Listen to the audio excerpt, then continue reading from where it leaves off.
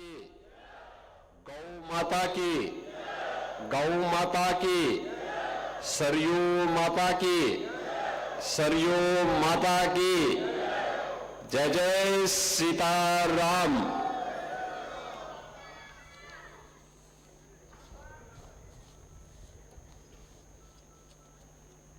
तैंतालीसवें रामायण मेले के आज के इस उद्घाटन कार्यक्रम में मंच पर उपस्थित श्री मणिराम दास छावनी, अयोध्या के श्री महंत और आयोजन समिति के वरिष्ठ उपाध्यक्ष श्री महंत कमल नयन दास जी महाराज,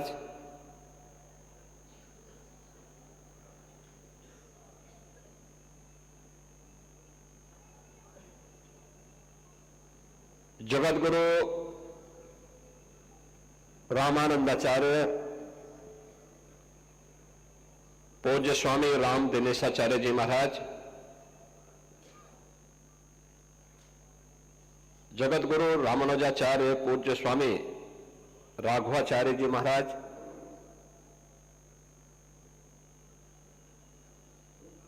से बड़े भक्तमाल के श्री महंत श्री अवधेश दास जी महाराज,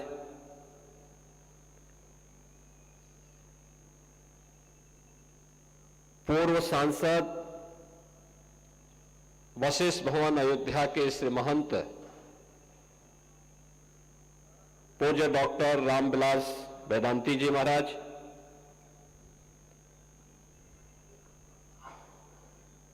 सुविख्यात रामायणी डॉक्टर सुनीता शास्त्री जी, उत्तर प्रदेश सरकार के वरिष्ठ मंत्री और अयोध्या के प्रभारी मंत्री श्री सूर्य प्रताप शाही जी, लोकप्रिय विधायक श्री वेद प्रकाश गुप्ता जी, कमलेश सिंह जी, नागा राम लखन दास जी, श्री आशीष मिश्र जी, मंच का संचालन कर रहे डॉक्टर जनार्दन उपाध्याय जी, आज के इस उद्घाटन कार्यक्रम में उपस्थित सभी पूज्य संतजन, श्री राम अनुरागी सभी मेरे उपस्थित बहनों और भाइयों, ये मेरा सौभाग्य है कि 43वें रामायण मेला के शुभारंभ के लिए मुझे आयोजन समिति ने यहां पर आने का अवसर दिया है। आयोजन समिति को हृदय से धन्यवाद देते हुए आप सभी उपस्थित महानुभावों का प्रभु के प्रति अनुराग का भाव रखने वाले, श्रद्धा का भाव रखने वाले आप सभी उपस्थित बहनों और भाइयों का मैं इस अवसर पर हृदय से अभिनंदन करते हुए आयोजन समिति को इस परंपरा को अनवरत बनाए रखने के लिए उनको भी मैं साधुवाद देता हूं। हम सब जानते हैं अयोध्या सनातन धर्म की एक पावन पुरी में से प्रथम पुरी है।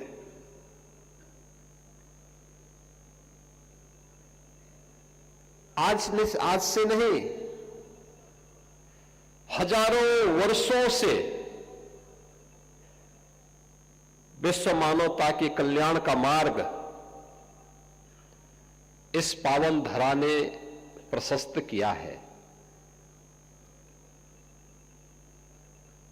जब हम अयोध्या की बात करते हैं तो अयोध्या तो दुनिया के लिए एक मार्गदर्शक है,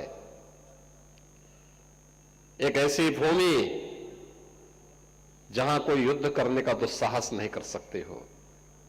दुनिया के अंदर वर्तमान में चल रहा जो द्वंद्व है, उस समस्या के समाधान की भूमि है अयोध्या। राग द्वेष से मुक्त,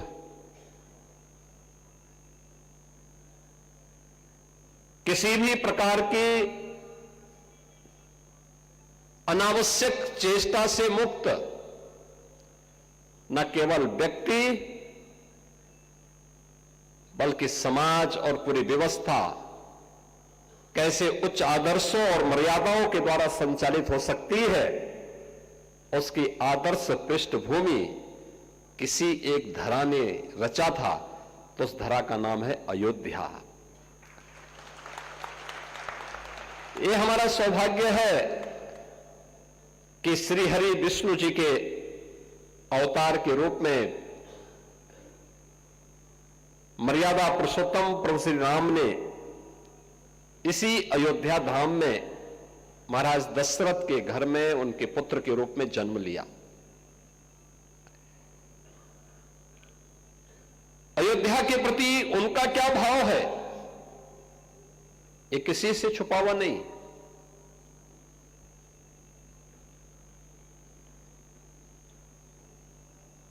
उन्होंने न केवल अयोध्यापुरी के बारे में बल्कि अयोध्या के नागरिकों के बारे में प्रभु का क्या अनुराग है, उनकी क्या कृपा है, ये उन्होंने उस समय भी व्यक्त किया था। याद करिए, अयोध्या ने भले ही उनके साथ न्याय ने किया हो, लेकिन प्रभु ने कभी भी किसी के प्रति कोई ऐसा भाव नहीं रखा। अयोध्या वासियों के प्रति, सनातन धर्मावलंबियों के प्रति उनका भाव तो हर सज्जन पुरुष को, सज्जन को संरक्षण देने का रहा है।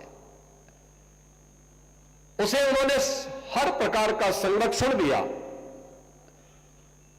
और यही कारण है कि प्रभु की कृपा से आज एक बार फिर से हमारा अयोध्या धाम आध्यात्मिक रूप से, सांस्कृतिक दृष्टि से एक वैश्विक नगरी के रूप में फिर से अपनी एक नई पहचान के साथ आगे बढ़ रहा है। पूरा देश और पूरी दुनिया आज अभिभूत है अयोध्या के अंदर। याद करिए, जब इस वर्ष के प्रारंभ में जनवरी में प्रधानमंत्री श्री नरेंद्र मोदी जी के करकमलों से 500 वर्षों के एक लंबे अंतराल के बाद प्रभु का फिर से राम मंदिर में विराजमान हुआ है। वे फिर से वहां पर प्राण प्रतिष्ठित हुए हैं। आयोजन अयोध्या में था, लेकिन उत्सव पूरे देश के अंदर थे, पूरी दुनिया के अंदर थे। हर सनातन धर्मावलंबी 22 जनवरी 2024 को, हर सनातन धर्मावलंबी गौरव की अनुभूति कर रहा था, प्रफुल्लित था, आनंद की अनुभूति कर रहा था, भाव विभोर था। इस बात के लिए भाव विभोर था कि हमारे पूर्वज जिस कार्य को अपने भौतिक चक्षु से नहीं अनुभव कर पाए, देख पाए, वह हम लोग आज देख रहे हैं, प्रत्यक्ष भी और परोक्ष रूप से भी। दृश्य श्रव्य माध्यमों से उन्होंने उस दृश्य को अपनी आंखों के सामने देखा, सुना, और उससे आनंद विभोर होकर के उस कार्यक्रम के साथ जुड़े थे। श्री राम के प्रति हमारा क्या भाव है और भारत का क्या भाव है, इसका एक अनुभव करना हो तो गांव गांव में संत तुलसीदास जी के द्वारा प्रारंभ किए गए रामलीलाओं का आयोजन, और रामलीलाओं के आयोजन के माध्यम से उसकी लोकप्रियता इसका एक उदाहरण है। अगर आपको प्रभु राम के प्रति सनातन धर्मावलंबियों के मन में क्या भाव है, इसका अनुभव करना है तो 1990 के दशक के दौरान जब दूरदर्शन ने रामायण सीरियल प्रस्तुत किया था, क्या दृश्य होता था। कौन ऐसा भारतीय था, कौन ऐसा सनातन धर्मावलंबी था और कौन ऐसा भारतीय था जो रामायण सीरियल को देखने के लिए अपना 1 घंटे का समय आरक्षित करके बैठ न जाता हो। तब टेलीविजन इतने नहीं थे, लेकिन लोग दूर दूर तक जाकर के देखने के लिए जाते थे। ये प्रभु राम के प्रति भारत की सनातन श्रद्धा का प्रतीक है। और इसीलिए तो हम कहते हैं, बार बार कहते हैं कि भारत की परंपरा तो उस परंपरा को मानती है कि जाके प्रिय न राम वैदेही तजिए ताहे कोटि वैरी सम यद्यपि परम स्नेही। जिसके मन में भगवान राम के प्रति, मां जानकी के प्रति श्रद्धा का भाव नहीं है, उनके प्रति समर्पण का भाव नहीं है, और कितना भी प्रिय क्यों न हो, उसको एक कट्टर दुश्मन की तरह त्याग देना चाहिए, छोड़ देना चाहिए। और इसीलिए तो 1990 के दशक में राम भक्तों ने नारा लगाया था। तब वेदांती जी भी बहुत जवान थे, अब तो बुजुर्ग हो चुके हैं, लगभग 100 साल के हो चुके हैं। तो अब तो उनके मुंह से बोला नहीं जाता है, देखा नहीं जाता है, लेकिन पहले उस समय जब जवान थे नारे लगाते थे कि जो राम का नहीं हमारे किसी काम का नहीं।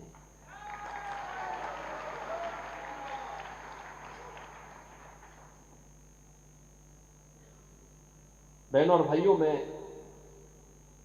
इसलिए भी आज आपके बीच में आया हूं। रामायण मेला 1982 में प्रारंभ हुआ।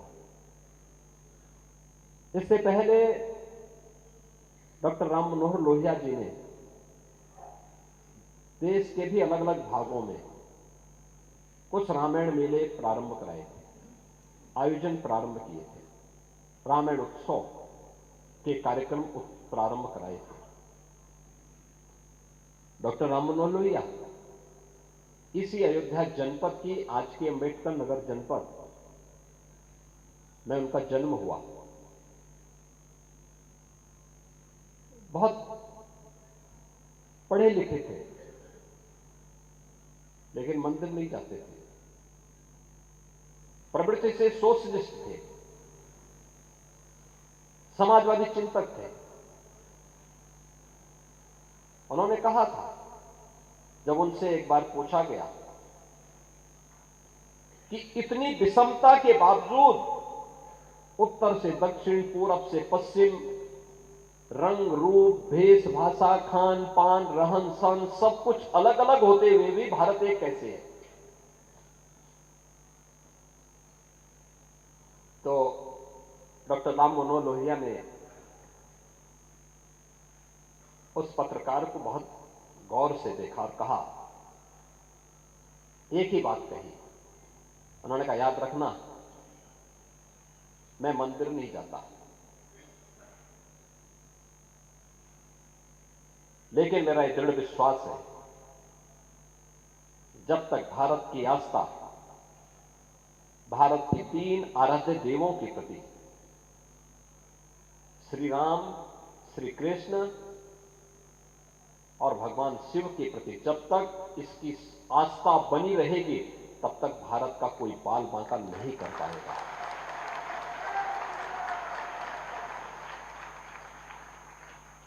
तब तक भारत भारत बना रहेगा। भारत की एकता और अखंडता को तब तक कोई चुनौती नहीं दे पाएगा। और यही कारण है, उत्तर से लेकर दक्षिण तक आज जो भारत हम देख रहे हैं, आर्याव्रत को भारत के रूप में बदलने का श्रेय अगर किसी को जाता है, हिमालय और विंध्याचल के बीच के भूभाग को सुदूर दक्षिण तक पहुंचाने का श्रेय अगर किसी को जाता है, अयोध्या के इसी तपस्वी और यशस्वी राजकुमार जो स्वयं श्री हरि विष्णु के अवतार के रूप में इस अयोध्या धाम में जन्मे थे, प्रभु राम को जाता है। प्रभु राम को आर्याव्रत की सीमा सीमित थी। आर्याव्रत पुण्य भूमि मध्य बिंदु हिमालय और विंध्याचल के बीच का भूभाग, लेकिन इसकी विस्तृत सीमा को हजारों वर्ष पहले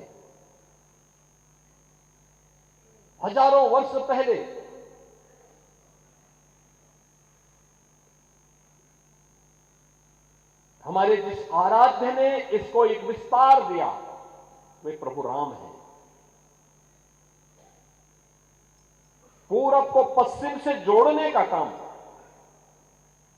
भगवान श्री कृष्ण द्वारिका में निवास कर रहे थे।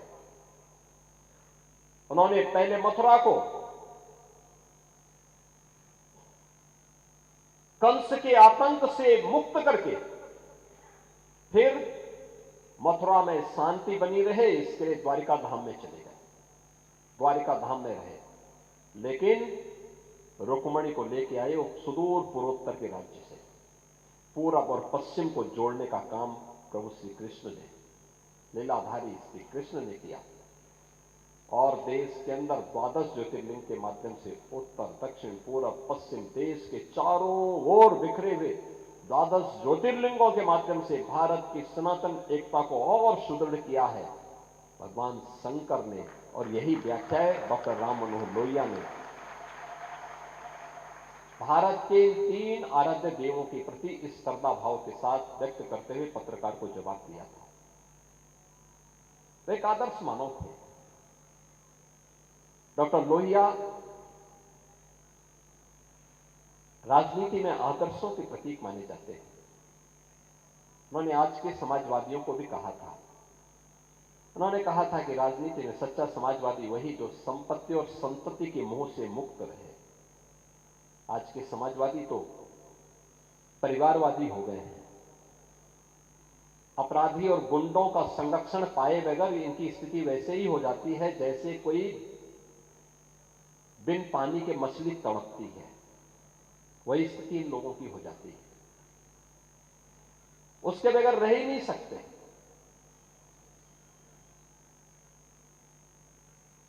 लोहिया के नाम पर राजनीति करेंगे, लेकिन लोहिया के एक ही आदर्श को अपने जीवन में ही अंगीकार नहीं करेंगे। और मैं आप सबसे कहना चाहूंगा, हमने प्रभु को अपना आदर्श माना है। कुछ भी प्रेरणा हम प्रभु के उन उच्च आदर्शों से ले सके तो हमारा जन्म और जीवन दोनों धन्य हो जाएगा। व्यक्तिगत जीवन में जो उच्च मूल्य और आदर्श होने चाहिए, व्यक्ति के प्रति, समाज के प्रति, अपने परिवार के प्रति, समाज के प्रति, पूरे देश के प्रति, वह किस प्रकार का होना चाहिए। याद करिए, प्रभु राम जन्म यहां पर लिए, महाराज दशरथ बोल रहे हैं कि हे राम, मैंने भले ही मेरे सामने केकई ने 2 वचन लिए हो, लेकिन तुम इसको मानो मत। तुम अयोध्या में रह करके यहां की राजगद्दी पर अपना कब्जा करो, उसको वहां पे स्थापित हो जाओ। उन्होंने कहा नहीं, मुझे अयोध्या की गद्दी मिल जाएगी।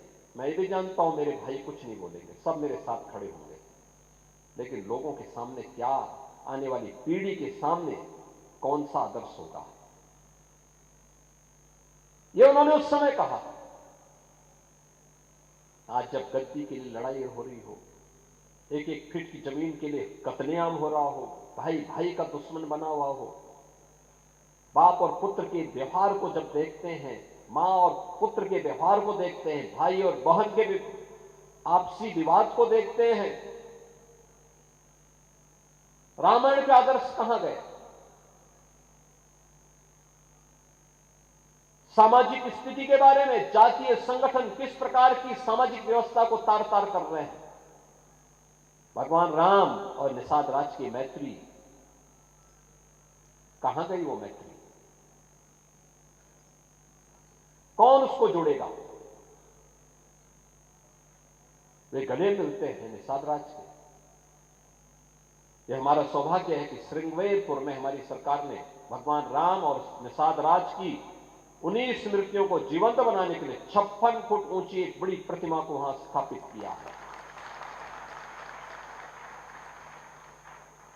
चित्रकूट में उन्होंने वनवास का सर्वाधिक समय व्यतीत किया और चित्रकूट के सामाजिक जीवन को एक नई जीवंतता दी। वहां के कोल, वहां के वनवासी, वहां के गिरवासी, वहां के प्रत्येक नर नारी के जीवन में एक नया परिवर्तन लाने का कार्य किया। और जब वहां से अंतिम वर्ष में फिर उन्होंने कहा कि नहीं, अब हमारा वनवास का कालखंड का अंतिम दौर चल रहा है, अब कुछ लीला भी रच ली जाए। और फिर वह दंडकारण्य के लिए प्रवेश करते हुए आगे बढ़ते हैं, देखते हैं ऋषि मुनियों के साथ क्या कुछ हुआ है। ऋषि मुनि केवल ऋषि मुनि नहीं, ये संत केवल बाना पहन करके संत नहीं, भारत की ज्ञान की धरोहर के ये वर्तमान की उस विरासत को आगे बढ़ाने की एक महत्वपूर्ण कड़ी भी है। प्रभु राम ने उस समय इसीलिए कहा था कि निस्सरहीन करो में वो जो उठाए प्रणकीन, उन राक्षसों के लिए जो संकल्प उनका था। अयोध्या के राजकुमार थे, भरत जी तो पूरी सेना के साथ उनको वापस लेने के लिए गए थे। निषाद राज तो उन्हें गले लगा करके कहते थे कि भी आप मेरे राज्य में रहिए, ये राज्य आपका है, मैं आपका सेवक बन करके रहूंगा।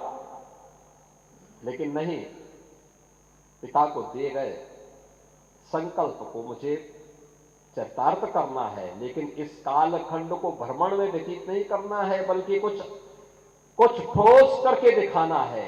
आने वाली पीढ़ी के लिए कुछ आदर्श प्रस्तुत करने हैं। माता सबरी के बेर खाने हो,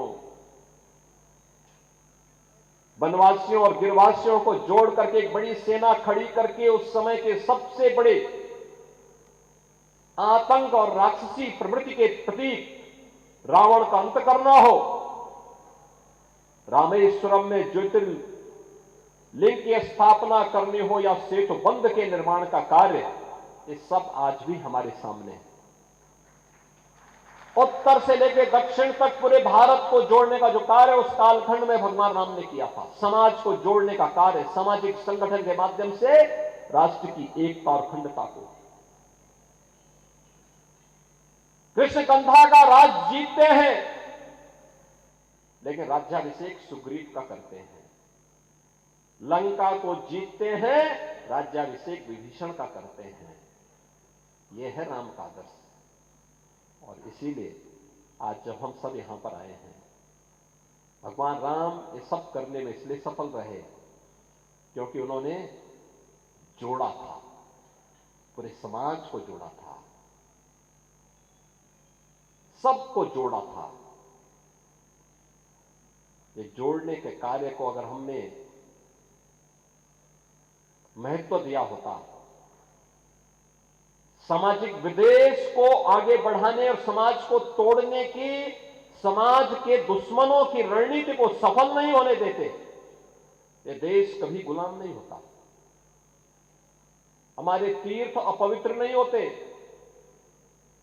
चंद मुट्ठी भर आक्रांता आकर के भारत को पद्दलित करने का दुस्साहस नहीं कर पाते। भारत के वीर योद्धाओं ने रौंद डालते, लेकिन हमारी आपसी एकता में बाधा पैदा करने वाले लोग वे सफल रहे।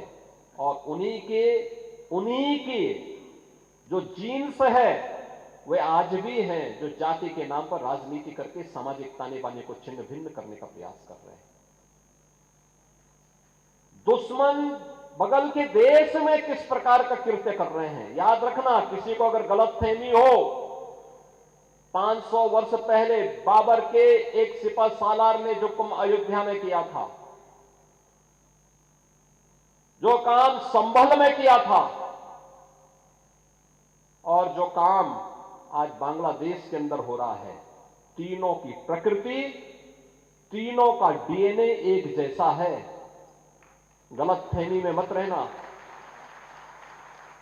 अगर कोई ये मानता है कि वो बांग्लादेश में हो रहा है, तो यहां भी बांटने वाले तत्व उनके लिए बेंट बन करके खड़े हो रखे हैं, पहले से खड़े हैं। वे समाज के सामाजिक ताने बाने को छिन्न भिन्न कर रहे हैं, सामाजिक एकता को तोड़ करके,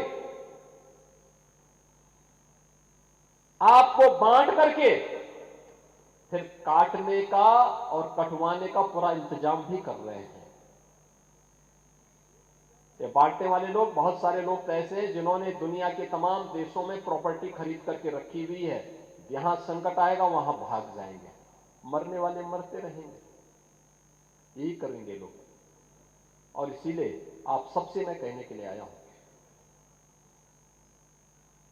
हमने अगर प्रभु को अपना आराध्य माना है, उनके प्रति समर्पण का भाव है, ये तब तक अधूरी है जब तक हम उनके उच्च आदर्शों से कुछ प्रेरणा प्राप्त करके अपने जीवन को उसके अनुरूप में ढाल दें, और उसके अनुरूप तैयार करना, अपने आप को उसके अनुरूप करना। रामायण का तो एक एक दृश्य अत्यंत प्रेरणादायी है, अत्यंत प्रेरणादायी है। याद रखना, देश का जो भारत दुनिया का सबसे पहला महाकाव्य कोई आया है, वो महाकाव्य महर्षि वाल्मीकि का रामायण ही माना जाता है। लौकिक संस्कृत का इतना अच्छा महाकाव्य दुनिया के अंदर कहीं नहीं है, किसी के पास नहीं है। एक धरोहर है आपकी। प्रभु को भी स्थानीय बातें बहुत अच्छी लगती हैं। तुलसीदास जी ने रामचरितमानस भी अवधी भाषा में रची, कितना लोकप्रिय होगा, पूरे देश के अंदर छा गया। यानी ये धर्म के दोनों हेतु को, सांसारिक उत्कर्ष का भी और निष्क्रिय की पथ का भी अनुसरण करने की एक नई प्रेरणा प्रदान कर देता। एक साथ ये दोनों हमारे पावन ग्रंथ हम सबको एक नई प्रेरणा प्रदान कर रहे हैं। और बहनों और भाइयों, उन्हीं भावों को आगे बढ़ाने के लिए याद करिए, जब प्रधानमंत्री मोदी जी यहां पर आए थे, उन स्मृतियों को हम जीवंत बना सके, उसी के लिए अयोध्या में यह कार्य प्रारंभ हुआ। पहले अयोध्या धाम को उसका पुरातन गौरव प्राप्त हो। हम लोगों ने 2017 में यहां पे रामायण मेले के आयोजन को आगे बढ़ाया। यहां पर 2017 में दीपोत्सव के कार्यक्रम को आगे बढ़ाया। दीपोत्सव के कार्यक्रम ने आज एक नई ऊंचाई छुई है। आपने देखा होगा, गत वर्ष दीपोत्सव के कार्यक्रम में दुनिया के 54 देशों के राजदूत और दूतावास के अधिकारीगण यहां आए थे। उस कार्यक्रम में कितने अभिभूत थे। लगातार 8वें वर्ष में उसने एक नए कीर्तिमान के साथ आगे बढ़ा है। राम जी की पीढ़ी, अयोध्या की सड़कों का चौड़ीकरण, अयोध्या में जो यात्री विश्रामालय बने हैं, अयोध्या के मठ और मंदिरों के सुंदरीकरण का कार्यक्रम, अयोध्या का सड़क मार्ग से, रेल मार्ग से और वायु मार्ग से जुड़ाव। देखो, हजारों वर्ष के बाद अयोध्या में एयरपोर्ट बन पाया, और अब तो इंटरनेशनल एयरपोर्ट हो गया। और इसीलिए इनको भी पहचान प्रभु राम के साथ जोड़ करके किया गया। एयरपोर्ट का नामकरण होगा महर्षि वाल्मीकि के नाम पे, उनके नाम पर, उनकी श्रद्धा, उनके प्रति श्रद्धा का भाव व्यक्त करते हुए इंटरनेशनल एयरपोर्ट भगवान वाल्मीकि को समर्पित है। यहां के भोजनालय माता सबरी, जिन्होंने भगवान राम के संकट के समय वन में अपने बेर, जूठे बेर ही उन्हें प्रस्तुत कर दिए, कितने भाव विभोर थे, वो भूल ही जा रही थी कि मैं क्या कर रही हूं। लेकिन भक्त की भावना का प्रभु किस रूप में सम्मान करते हैं। ये भिल्ली सबरी के बेर, और इसलिए यहां की रसोई माता सबरी के नाम पर। पहला आश्रय वन के समय देने का काम निषाद राज ने किया, तो रेन बसेरा जो यात्री विश्रामालय है उनका नामकरण निषाद राज के नाम पे होगा। भगवान राम के सर्वाधिक भजन गाने वाली सुर सम्राज्ञी लता मंगेशकर के नाम पर एक चौराहा आपने देखा होगा, कितना सुंदर बना हुआ है। क्या है, लोग अब सेल्फी ले रहे हैं, अयोध्या की पहचान बन रहे हैं सब। ये अब अयोध्या की पहचान बन गई है। अब अयोध्या के संत, अयोध्या के नागरिक, अयोध्या का भक्त या अयोध्या आकर के जाने वाला कोई व्यक्ति होगा, कहीं वो बोले कि मैं अयोध्या से आया हूं, कितना लोग भाव विभोर होते हैं, प्रसन्न होते हैं देख करके, कितना सम्मान देते हैं। और उस सम्मान को सजोई रखने की आवश्यकता है, उसको आगे बढ़ाने की आवश्यकता है। अयोध्या को एक नई अयोध्या के रूप में प्रस्तुत करने का दायित्व हम सबका होना चाहिए। यहां पर जगत गुरु राम दिनेशाचार्य जी महाराज कह रहे थे ना कि रामायण मेले को भी उसी, अरे हम तो बोल ही रहे हैं अयोध्या में कुछ नयापन करके लेके आइए, हम सहयोग करेंगे, सरकार पूरा सहयोग करेगी, सरकार की उसमें निश्चिंत रहिए। केंद्र और राज्य सरकार भरपूर सहयोग करने को तैयार है। इसमें शोध होने चाहिए, कार्य होने चाहिए, नए नए तौर तरीके से हमें इसे आगे बढ़ाने की तैयारी करनी चाहिए।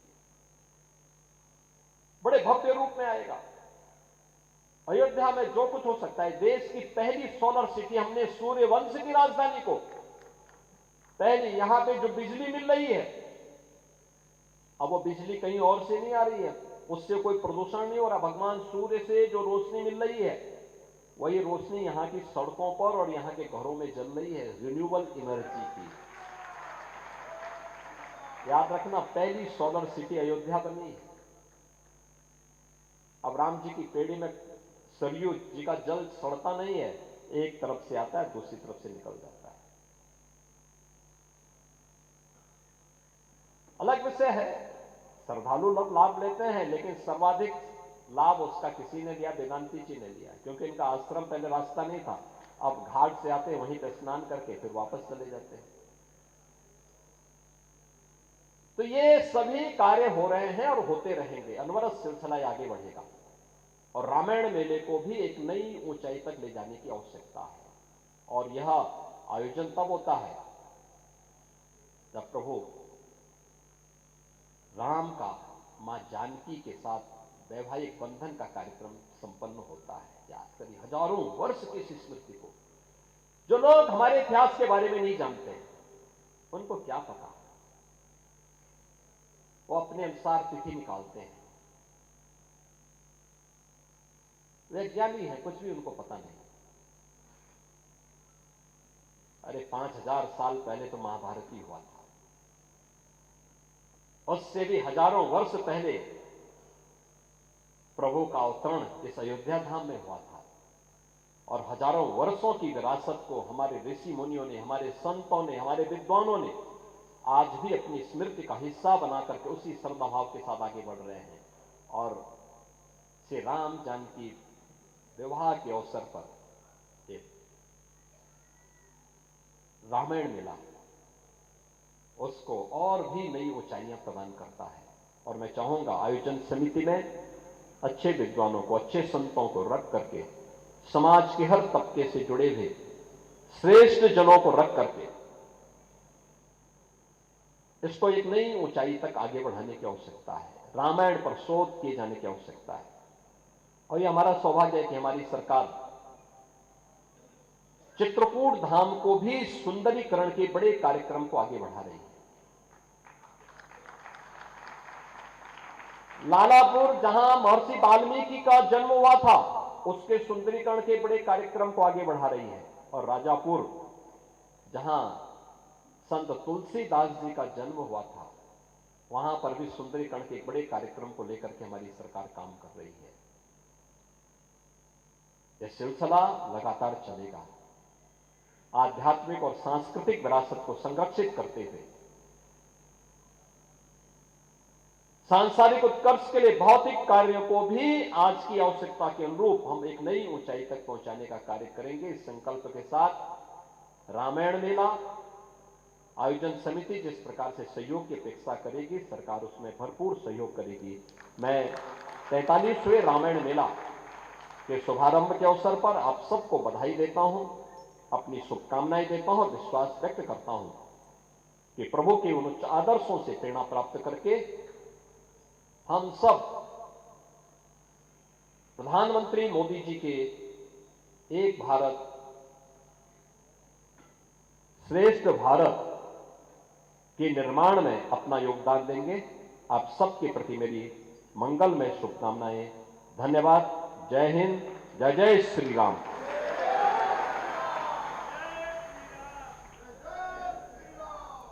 तो रामायण मेले के शुभारंभ के मौके पर सीएम योगी आदित्यनाथ पहुंचे हुए थे और मंच पर सीएम योगी आदित्यनाथ के साथ इस वक्त साधु संत समाज के तमाम लोग मौजूद हैं। वहीं रामायण मेले के शुभारंभ के मौके पर सीएम योगी आदित्यनाथ ने